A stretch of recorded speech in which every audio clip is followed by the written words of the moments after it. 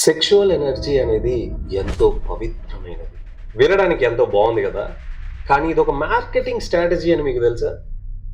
అసలైన ఆధ్యాత్మికత ఏదైతే ఉందో అంటే మన సనాతన ధర్మం ఏదైతే ఉందో కోరికల్ని అధిగమించండి, వాటి మీద మాస్టరీ సంపాదించుకోండి అని చెప్తుంది. కానీ ఈ రోజుల్లో మోడర్న్ స్పిరిచువాలిటీ ఏం చేసిందయ్యా అంటే ఈ కోరికల్ని సంతృప్తి పరుచుకోవడమే ఒక వైద్యంలాగా, ఒక హీలింగ్‌లా చేసి మనకి అమ్ముతుంది.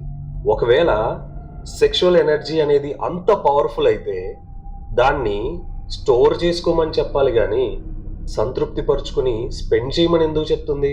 ఎందుకంటే ఈ కోరికల వెంబడి మీరు పరిగెత్తినప్పుడు మీరు వీక్ అవుతారు. మీరు స్ట్రెయిన్ అవుతారు, మీరు డ్రైన్ అవుతారు, డిస్ట్రాక్ట్ అవుతారు.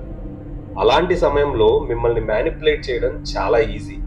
అండ్ మిమ్మల్ని వాళ్ళ కోసం వినియోగించుకోవడం అనేది ఇంకా ఈజీ. ఇలాగే వాళ్ళు మిమ్మల్ని కట్టేసుకొని మీరు వాళ్ళకి అడిక్ట్ అయ్యేలా చేసి మిమ్మల్ని తిప్పుతూ ఉంటారు. సరి అయిన ఆధ్యాత్మికత ఎప్పుడు కోరికల వెంబటి పరిగెత్తించదు.